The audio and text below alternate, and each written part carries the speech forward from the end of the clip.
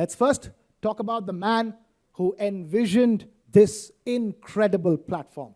The man whose quote-unquote brainchild it is, and the man who has led from the front.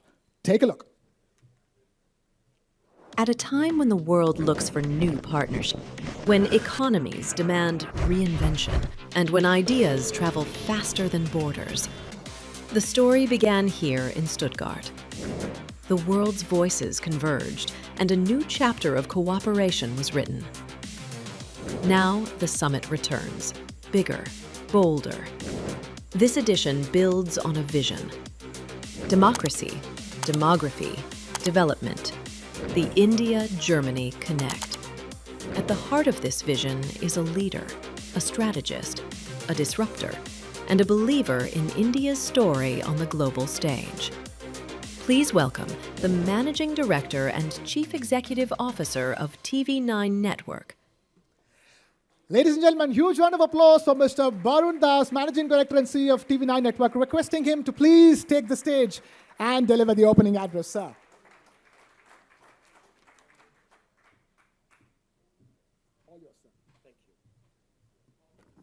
Thank you, Krishna. Good morning, everyone. Before I start, I want to share a story of my personal experience with you. As a corporate executive, I often encounter foreigners who are curious about the New India story. One such recent incident on my flight to Frankfurt stands out in my memory.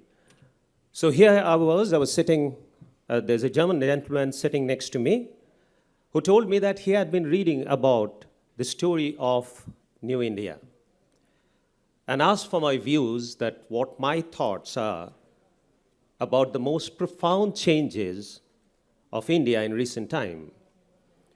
It was a rather intelligent question, and it got me thinking. As I told the gentleman, the answer is India's unique ability to leapfrog to modernity while remaining core to the core value of Indianness.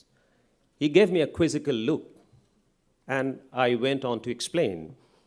Indianness is all about inclusivity, taking everyone together, a principle that the whole world is now realizing is the only way to peace, prosperity, and progress. And this must go hand in hand while including everyone. India's quantum leap to modernity can be witnessed, for example, in its adoption of wireless and digital technology. More than 20 billion transactions took place in the month of August 2025 on India's Unified Payment Interface, or the UPI system. The poorest of poor Indian now can not only transact on their smartphones, but they also get information and services which are vital to their livelihood. Billions of dollars of government subsidy get transferred directly to the intended beneficiary's account without any leakage.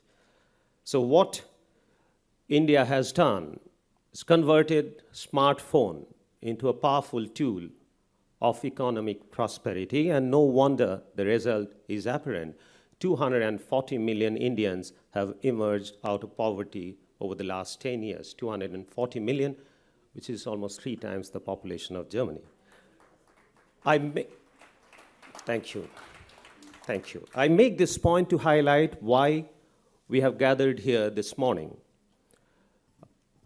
Mr. Anurag Thakur, Member of Parliament, Mr. Vimani, Member Niti Aayog, Ambassador Gupte, Minister Nicole Hofmeister-Kraut, Ruben, my friend, Consul General of Munich, and the Honorary Consul General, Mr. Lapp of the state of Baden-Württemberg.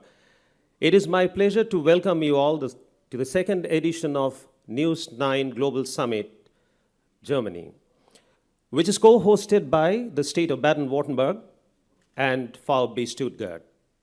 This year marks the completion of 25 years of strategic relations between India and Germany.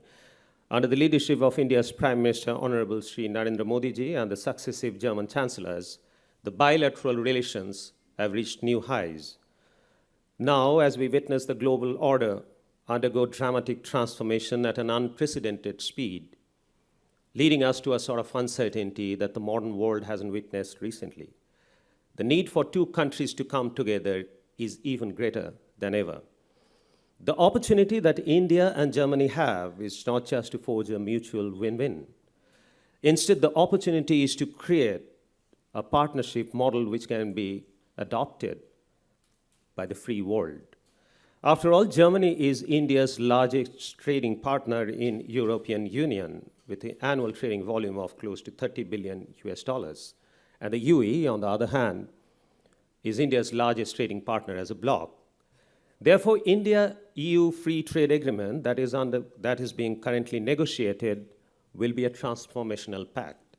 Various estimates suggest that the EU's export to India could go up by 50 to 60%, while India's export to EU could rise 30 to 35%.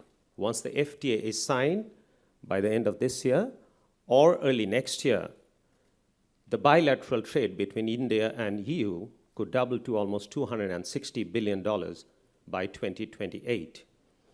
Germany's Mittelstand companies are already at the forefront, leveraging this relationship. There are more than 150 global capability centers, or the GCCs, German GCCs in India, and more are coming up. German companies are no longer looking at India as a low-cost destination. In fact, the GCCs are driving the next wave of global innovation across digital engineering, Industry 4.0, healthcare, autonomous driving, amongst others. Germany's Federal Minister of Foreign Affairs will be speaking to us soon, Mr. Johann Waterfull, who visited India recently, reiterated India's importance as a strategic partner for Germany across the board in the Indo-Pacific, and how it plays a crucial role in the system of global partnership. While hosting Minister Waterfull, Prime Minister Modi was unequivocal when he said, as vibrant democracies and leading economies, India and Germany see immense potential to scale up mutually beneficial cooperation in trade, technology, innovation, sustainability, manufacturing, and mobility. That is why our summit took on the bold theme this year, democracy, demography, and development, the India-Germany Connect. Over the course of the day, we will explore many important aspects of bilateral relations and hear from some of the most key important stakeholders, including policymakers, industry captains, and thought leaders. Going back to the gentleman I met on the flight, I invited him to visit India and form his own opinion about the opportunity that the new India has to offer. I would make a similar invitation to all of you. Please visit India and join us on our journey to Prime Minister's vision of a Viksit Bharat, or a developed India, by 2047. And since I stand here with you at Germany's automotive hub, I should point out that by 2047, we aim to become the second largest automotive producers in the world with an annual production of close to 200 million vehicles. As the famous German-Swiss poet and Nobel laureate Hermann Hesse said, man muss das Unmögliche versuchen, das Mögliche zu erreichen. In English, it means you have to try the impossible to achieve the possible. Ladies and gentlemen, on behalf of TV9 Network, Firebase Stuttgart, and the state of Baden-Württemberg, I welcome you once again to the second edition of News9 Global Summit. Thank you very much.